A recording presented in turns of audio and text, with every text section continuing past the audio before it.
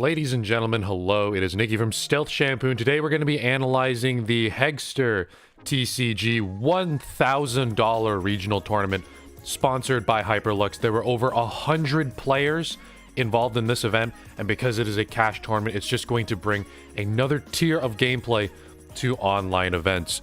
We're going to start by taking a look at the deck breakdown of what people brought to the event. I want you to keep in mind as we go throughout this video that anytime I'm talking about a deck in general, but especially in this video, I'm always trying to talk about decks at the high tier, decks at the regional level. This doesn't mean that these decks that underperformed can't be paid at league or challenges or some lower level events, but it does mean that they might not be so successful in these bigger events. Just statistically speaking, this video will have a lot of my own opinion, as well as testimony from a lot of the players and some statistics thrown in. So there's going to be a lot to learn. We're going to get really in-depth. If you just want to get the nitty-gritty, if you just want the deck lists, go check them out on Limitless. Limitless is a fantastic platform. But otherwise, if you really want to learn why every single one of these cards and archetypes really saw the success or lack of success that they did, you're going to want to watch the rest of this video. So first off, it is no surprise that ADP was the most brought deck to the format right here. 22 ADP decks in the regional. Pikarom coming in at number 2, 17. This is pretty much deck number 1 and deck number 2 as far as how much you will see them appear. Now, I don't agree with the ordering of their success, and as you can see with the win rate here, Pikarom 58% win rate, ADP with about a 43%. I do think Pikarom overall is the better deck, and I'll explain a little bit why later on, but Zacian Luke Metal, if you watch me play twitch.tv/StealthShampoo, you'll know I've been playing Zacian Luke Metal a ton for the past couple weeks, and it came in at a 56.58% win rate, and it was super well represented in the top 8. So fantastic deck right now in the metagame. Blacephalon coming in at 43%-ish win rate, not playing too hot. You think Blacephalon would really want to be running into these Luke Metal players and absolutely destroying them, but it seems like Luke Metal came out on top this time. Senti Scorch, a little bit less than even here on the win percentage. 8 players played Senti Scorch, and these are going to be your top 5 with Eternatus. Eternatus did also sneak into the top 8 decks. We'll be looking at the top 8 decks in just a moment. But Eternatus not performing too well. One Eternatus player popped into top 8, and that was a Poison Eternatus variant. There's a couple different ways to play Eternatus right now. Full Disruption with Crushing Hammer, Power Plant, and Poison. We've seen all 3 of those archetypes make it to the top of big events, but this time only one Eternatus made a top 8. Colossal is looking to hunt down those Pikarom players, but only 5 people decided to bring it. Then Flygon, Welder, Mew Mew, Lightning Mewtwo not performing too well. The big deck of the format, we're going to skip down.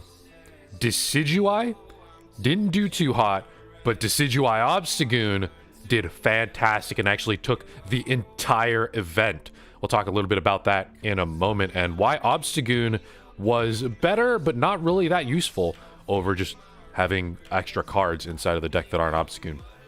We also saw Lapras here too, but a lot of these other decks didn't perform at all. It was really the story of Zacian, Pikarom, Luke Metal, Blacephalon, Senti Scorch was there, Eternatus, and Decidueye Obstagoon. Those are the decks right now that you should be looking at if you're looking to play at the high level.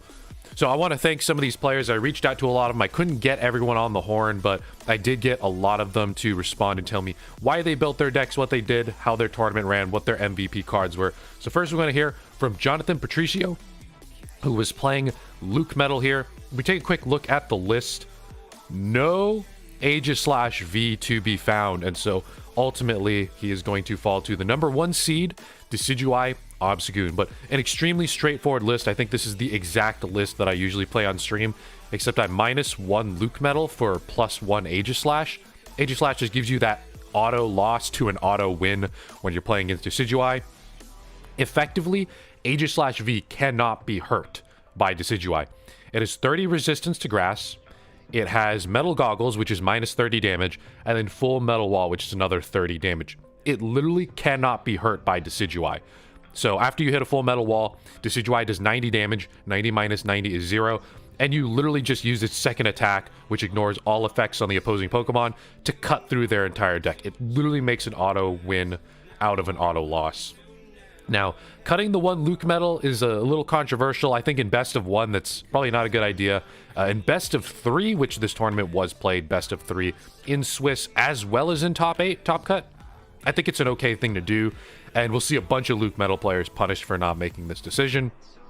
But other than that, this is the exact same list I play. Crushing Hammers are sick against decks like ADP and Eternatus, so you can set up your Scamazentas and start scamming Eternatus players.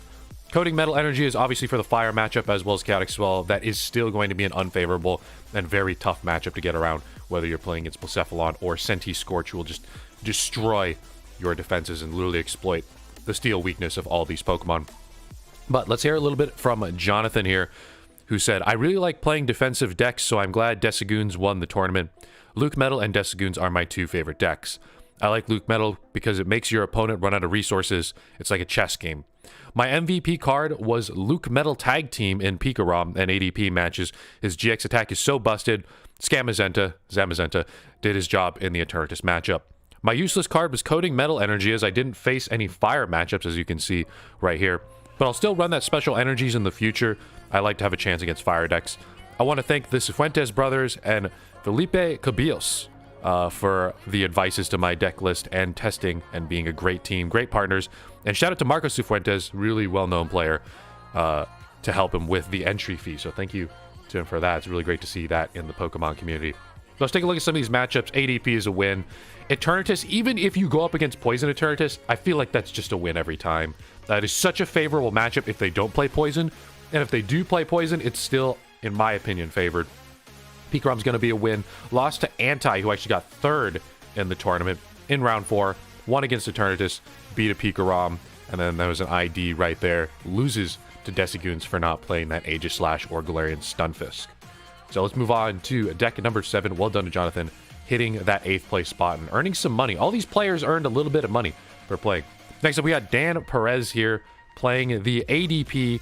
Pretty straightforward. ADP can beat literally everything, with the one loss surprisingly coming to Colossal, but that is still enough with a good enough record to top cut. Losing again to Anti here in top 8, who inevitably got 3rd place.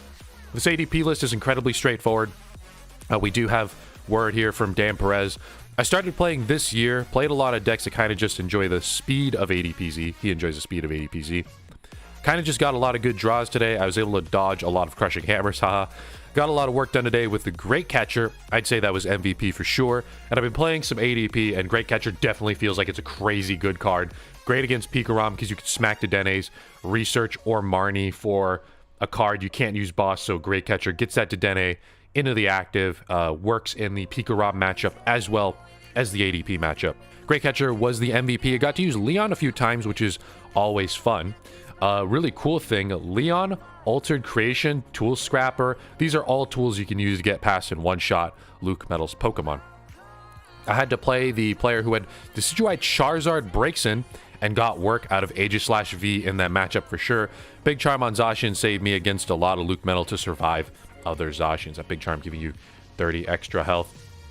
This deck, actually, if it made it to the finals against Decidueye Obstagoon, would have just auto-won. Would have just auto-won. I think this is the only player who played the Aegislash. Got some work out of it, which is always great to see. When you include a tech and you actually use it, that feels good. When you include it and you don't use it, that feels bad. But fantastic deck. Good run. Coming out, unfortunately, in the top 8, though. Take a look at some of the matchups. Yes, loses to Anti here. So let's head over here to Marco. Now, Marco, unfortunately, I couldn't get a hold of him, but matchups look pretty straightforward. Wins against Blacephalon, Flygon. That's just really weird. Does lose to Eternatus. I would expect this is some kind of... This is actually another top 8 player. Eternatus, this is the poison variant right here. Probably just got a nasty one-shot, some poison, get the switch, and one-shot on the second turn. So that's probably what went down in that best of 3. Gabriel Smart managed to beat out Gabriel Smart's Luke Metal, as well as Senti Scorch and some other Luke Metals. Unfortunately, losing to Luke Metal in the top 8. But here's Marco's list right here. Notably not playing the Aegislash, but is playing the Great Catcher, the Vitality Band, which is hilarious. You can even use Vitality Band, attach it to ADP, and then use it to gust up, say, a Victini or a Heatran GX and knock that out instead of going for a Dedenne. So that's a really interesting card inclusion there. But playing a really straightforward list, 3 hammers. Usually we see people play 4. If you go for hammers, you play 4. But just opting for 3 here, of course, very impactful in the ADP matchup as well as the Eternatus matchup. So ADP, I don't think, needs any other explanation. Enrique coming in here with the Poison Eternatus. Now, I personally hate all the time on Brick Eternatus, as I call it, Poison Eternatus, if you guys know me. It's not a deck that I like very much, but straight up just won 5 rounds. ID'd me Monk coming in here. Gave him the ID here for round 7. Busted player. And losing to Daniel here in top 8 to Luke Metal. Like I said, I just think this is an auto loss. Not an auto loss. If you weren't playing Poison, I think it's effectively an auto loss. If you are playing Poison, I think it's unfavored. And it was a match that we actually commentated live on stream. Here's the Eternatus list. Really straightforward. But if those 2 Zamazentas start getting set up, Mallow and Lana's come down, it's just not really that easy to win. Now, Daniel did not play Crushing Hammers in his Luke Metal list and came out in, I believe, top 4, or top 2 rather. But it's just still just really hard to overcome. The fact that 2 Zamazentas can literally stop you from doing anything, and they can dispatch these Slow Bros, the Hoopa, take out an Eternatus if Zacian gets built up. It's just really, really difficult. And these special energies can be removed thanks to Assault Tackle on Zamazenta. So still a great list, really straightforward. Poison Eternatus, if you were to play it, I think this is the list right here. Just really good against things like Pikarom, Mew Mew variants. It can even etch out a knockout on Senti Scorch. So Eternatus is going to hit for 270 and then plus 50 damage with 2 Toxicroak and then Poison. That would be 50 more damage on the turn pass. You can actually one-shot a Senti Scorch VMAX if it doesn't have Heat Energy or Big Charm. So really great matchups across the board. Just doesn't really do anything against Luke Metal. It's the best Eternatus against Luke Metal, but still just, it still can't make it a lot of time. Wait, Chef, Enrique did send me a message. I don't have much to say. I think I wouldn't change anything referring to the deck. This deck gave me top 8 today, second and first and second in some other events, top 8 in Heggies, and top 4 in another invitational. I think it's classic Poison Eternatus, nothing special. It doesn't have Twitter or Discord, but he chose to play this Eternatus, and this version can one-shot anything and has more chance against bad matchups, is pretty much what Enrique told me. So still well played here, coming out in the top 4. Let's check out Samuel's deck here. This is another Luke Metal, losing to the inevitable winner of the entire event. As you can see, just absolutely no Aegislash. Again, a really straightforward list. This is the Luke Metal list I think you play. If you're going to a small event, you know no one is going to play Decidueye, then just don't play the Aegislash. It's fine. Having the extra slot feels good, but ultimately, this deck just has no way to react. And we'll talk about Decidueye a little bit later. But we do have some matchups here. Going to be beating out Tai here, surprisingly, in round 1. That's really interesting. Beats out Flygon, some Colossal. Beats out ADP, that can be expected. Did actually beat Daniel, who top 2'd in Swiss. Beats out the Pikarom, beats out ADP, but then he gets stopped by Decidueye Obstagoon. Sam said, I played a pretty straightforward standard Luke Metal build. Having 4 copies of Metal Goggles was MVP. I completely agree. You need to find these Metal Goggles. Otherwise, after ADP Alter Crates, they one-shot your Zacians, even if you full Metal Wall, and you have a bad, sad time. You have to force them to find Tool Scrapper if they want to take one shot. So I completely agree. 4 Metal Goggles, sick card. I'd like to give a shout out to everyone on my testing server as they convinced him to play Luke Metal, and it worked out, as you can see. All right. I have a lot to say about Logan's deck here. This is Anti's Pikarom list. I played it last night on stream. Now, ladder is not good hard testing, but I won 12 out of 13 games that I played on stream last night. I absolutely love this Pikarom list. I made one small change to it that I'll talk about in a moment, but this is the only Pikarom represented in top 8, as we can see here, beating out Decidueye, just normal, straight Decidueye here. Might have been able to rush them down right there. Beats out Zacian ADP, Senti Scorch, Luke Metal, and then some ties here to get in. And then did beat Dan, who was playing ADP, to get against Luke Metal, where Daniel was able to take out Anti. But let's take a look at the list here. So this list is a little bit different than traditional Pikarom lists, and this is where I'm going to take a moment to talk about Zach Lesage, who not only co-casted the regionals with me, but also won Players Cup 2 playing Pikarom. So I've been going around surveying players. Why is Pikarom so busted right now? And we're going to talk really in-depth about Pikarom here. So first off, Zach Lesage won Players Cup 2 playing Pikarom. And I think a lot of people have their eyes on Players Cup 2. It's a more elevated event relative to the Hegster Regional. So I think a lot of people are going to start bringing out Pikarom. And so it's really going to have to be something that you're going to have to respect. I think it is right now in a better position in the metagame than ADP. And so let's talk a little bit about Anti's list. Running 3 Boltund here. Traditionally, and in Zach Lesage's list, you see 2 Boltund. 3 Boltund is insane. First off, it's a great late game attacker. It can get some huge one-shots if there's enough energy on the board from Full Blitz, from Tapu Koko, and from just manual attachments. It's a great starting Pokemon. You want to go second against ADP to hit some crushing hammers and also to use Electrify to set some Pokemon up. The Boltund is an insane card, and usually Zach Lesage runs 2. Anti here is running 3. And one of the cards that was cut from this list, if you notice, is Team Yell Grunt. That is an essential card. I talked to Gabriel Smart just a moment ago for the Eternatus matchup because it sets them back a turn. And if you hit a Crushing Hammer, it sets them back 2 turns, which is ginormous because Eternatus needs 2 energy to attack. It's also critical in the ADP matchup if you miss Crushing Hammer. So we're actually cutting the Team Yell Grunt, which is a huge meta call, thinking that Eternatus isn't going to be too big of a problem, which, as you can see by the top 8 numbers, it wasn't. And so 3 Boltund. We have 2 Mew Mew. Now, some lists only run 1, and Mew Mew gets really interesting in the mirror because Mew Mews can one-shot other Mew Mews, and everyone's playing a Mew Mew. Mew Mew helps get around Colossal because it doesn't have fighting weakness, and it also gives you more flexibility. You can Full Blitz, you can Tandem Shock, unlike if you were to just play Pikarom or Rairai. You get that choice to be had there, as well as it has a 2 retreat cost. So Air Balloon works on it, while Air Balloon isn't as effective on Pikarom. And people aren't really playing Power Plant right now. So Mew Mew is actually a really strong inclusion that I liked to run 2 of in Anti's list here. A lot of people were only running 1. The rest of the list is pretty straightforward. The one change that I made on my stream last night is I dropped 1 Electromagnetic Radar for 1 Cherish Ball. And Zach Lesage was also running the 2 Electromagnetic Radar, 1 Cherish Ball. I think it's actually a little bit better to run 1 Cherish Ball because Cherish Ball can grab Mew Mew while Electromagnetic Radar can't. Now, Electromagnetic Radar also requires you to discard 2 cards, which is good in some situations if you want to Crobat, bad in some others.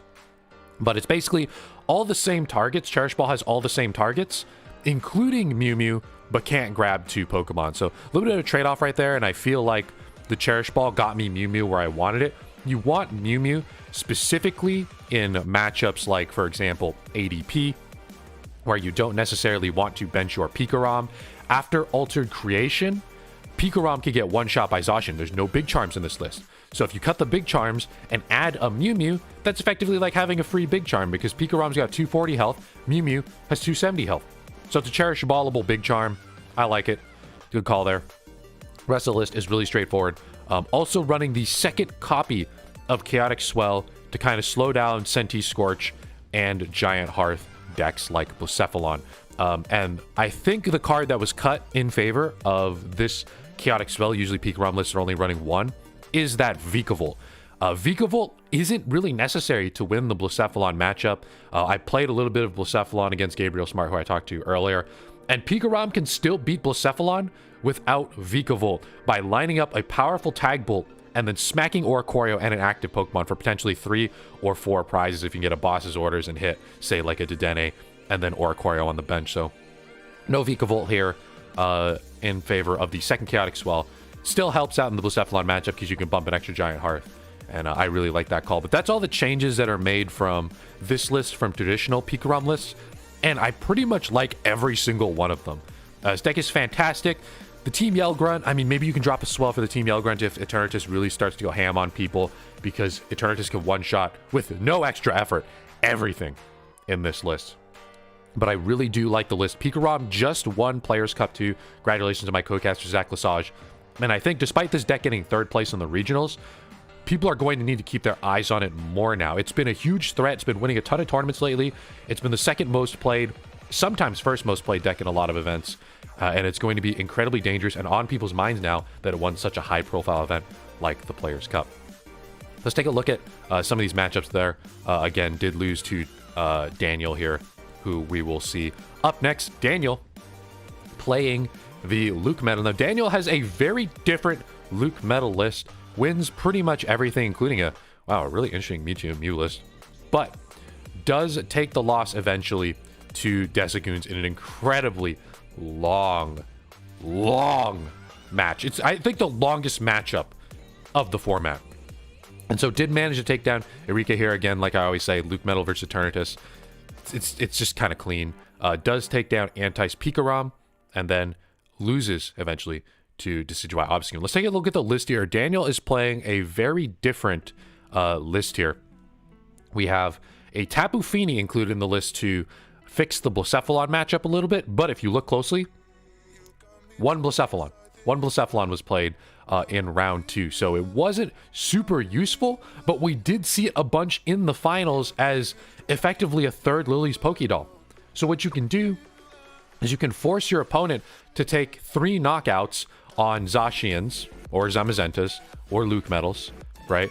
Well, actually, if they take out Luke Metal, then they take out Luke Metal Fini and then a 2-prizer. But you can effectively force them to take 3 knockouts on these V Pokemon, and you can still give up Fini. So you give up Fini, and they have 5 prizes left, have to take 3 knockouts on Vs to win the game. And so we saw Daniel use Fini a little bit like that earlier in the matchup, but unfortunately did fall because there's no Aegislash-V, and we couldn't loop infinitely. Daniel will eventually deck out. Now, Lily's Pokédoll can get an infinite loop, but because there's Decidueye in the winning list, we'll get to this in a moment, Decidueye blocking the Melmetal and Zigzagoon, Zigzagoon and Scoop Up Nets can knock out one of the Lily's Pokédolls to stop the infinite loop. And so there's no infinite loop on Daniel's side here. Still a fantastic list. I actually cut all the Crushing Hammers in favor of it. Looks like an extra Metal Energy here. 2 copies of Pokegear and an extra copy of Boss's Order. So that's kind of how this differs. And there's also the Fini, obviously. That's how this list differs from the other more standard Luke Metal lists that we've seen. Not playing any of the hammers. And you think not running the hammers would really hurt in Eternatus matchups and ADP matchups, but it looks like he managed to surprisingly dodge a bunch of ADP players. So looks fine there to cut the hammers. I couldn't get a hang of Daniel here, but we got a big old paragraph here from KK Swizzle telling me about this Decidueye Obstagoon deck that won the entire regionals. Let's check it out here. First off, on the matchups, this is expected. He ran against no one who teched against the match. Now, beats a bunch of Pikarom players. 4 out of 7 matches, just beating Pikarom. And here's the thing. I think Pikarom is the best deck in the format right now. But one thing that ADP has above Pikarom is it can run Aegislash. Pikarom has no reasonable out and no reasonable tech against Decidueye. Nothing. Even Electros, which hits for 130 damage, a stage 2 Pokemon that you can bench if there's enough energy on the board. 130 damage is not enough to take out a Decidueye, which has 140 health. Also not enough to take out an Obstagoon. And it's not reasonable to run more than 1 or 2 of those. So there's just no way for Pikarom to be able to react to this deck reasonably without just losing a bunch of other metagame matchups. So fantastic smacking all these Pikarom players. Loses to a Senti-Scorch player. Now this is one of the reasons I think Senti-Scorch doesn't even need to tech for Decidueye Obstagoon. Decidueye comes out, slam down Volcanion. Obstagoon comes out, slam down a Senti-Scorch VMAX. It really feels like Senti-Scorch has the tools built into the standard versions of the deck itself to come out against these kinds of decks. So, smacking all these Pikarom players, did win against a Senti-Scorch. I wonder how that happened. Wins against Colossal. Colossal also has absolutely no answers to Decidueye. What are you going to do? Throw out a Rangaroos to hit for 70 damage on Decidueye? It's not going to happen. It's not going to work. So, Colossal has no answer. Pikarom has no answer. These Luke Metal players all chose not to take an answer, with the exception of one player did pack that Aegislash V in ADP. But pretty much here, really straightforward list. This Fion allows the Decidueye player to have an infinite loop. They will never deck out. As long as the Fion is not prized, they will never deck out. Now, the counter to that is to not bench a second Pokemon, but not benching 2 Pokemon in Luke Metal can be a little bit challenging, as you need to hit full Metal Wall. You need to start with Luke Metal in order to make sure your Zacians and Zamazentas do not get knocked out in one shot. But Luke Metal resists Psychic by 20. It does not resist Steel. So 90 damage from Splitting Arrow will eventually knock out Luke Metal. And Obstagoon also is just, you could just slap down Obstagoon and chill. And just, what are you going to do about it, bro? Well, what are you going to do? You have no non-basic Pokemon. And so this list in particular, K-Swizzle had a lot to tell me about. So thank you and congratulations for winning. I've been playing this deck for a while, mainly because its matchup spread is quite a bit better than any meta deck. The 3 prize decks all feel roughly equivalent in power level, with many different playstyles to choose from. But with all of them, I feel most matchups are close enough that you cannot reliably overcome bad draws. Decigoons has much more polarized matchups, so you need luck to dodge unbeatable techs. I completely agree. If they play Aegislash, you'll lose. If they don't, you'll win. It's pretty much that straightforward.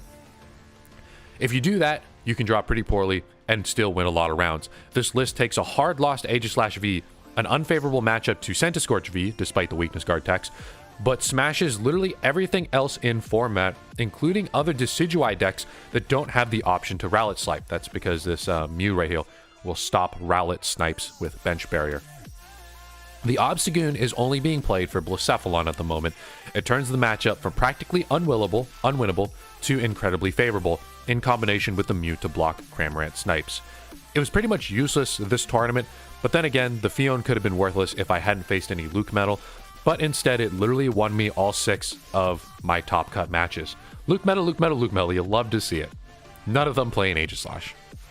I feel it is important to note that the Sniping Rowlet, Obstagoon line, Fion, and Mew Mew Psy-Power attack all help take out single prize threats like Tapu Koko Prism Star, hilariously, and Volcanion, so they're not only there for the obvious counterplays. Lastly, Viridian Forest is not necessary for finding basic energies. Rosa is plenty good enough on its own for that. I'm mainly playing it as guaranteed out to discarding basic Pokemon to play around Mawile GX in the ADPZ matchup. Congratulations, Kevin Kruger, win it out with the ginormous big brain meta play. And I want you guys to know that he was the only person to play Decidueye Obstagoon and won the event, and this is the second time in the past, I think 4 weeks, maybe less than that, that one person played Decidueye Obstagoon and then won Hegsters. So, unbelievably intelligent meta call. We will see if moving on in the future, people start respecting Decidueye, or if we're just gonna let it storm through events. It feels bad to play Aegislash and not run a Decidueye, but then again, you need it to answer this deck that just absolutely checks you out. It's a super polarized matchup spread, like K-Kizzle said.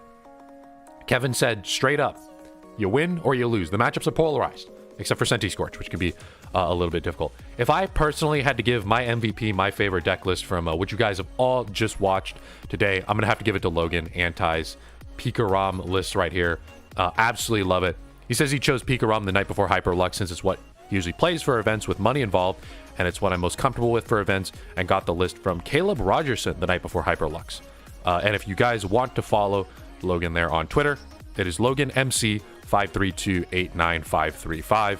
That's a lot of numbers, my man, so I'm going to leave his link down in the description. So if I had to pick my favorite deck here, even though it didn't win, I got to give this a Pikarom list. It is fantastic. I love playing on stream. I'm going to continue playing a little bit more. Congratulations to Kevin for winning out the event. Congratulations also to Zach Lesage for winning the Players Cup 2, as was just announced a couple hours ago. I've been your host, Nick from Stale Shampoo. If you enjoyed the analysis, if you disagree, agree, or if you learned anything, let me know in the comment section down below. Connect with me on Twitter at twitter.com/StaleShampoo. Hopefully you learned something useful. I appreciate you guys watching, and we'll see you guys all some other time.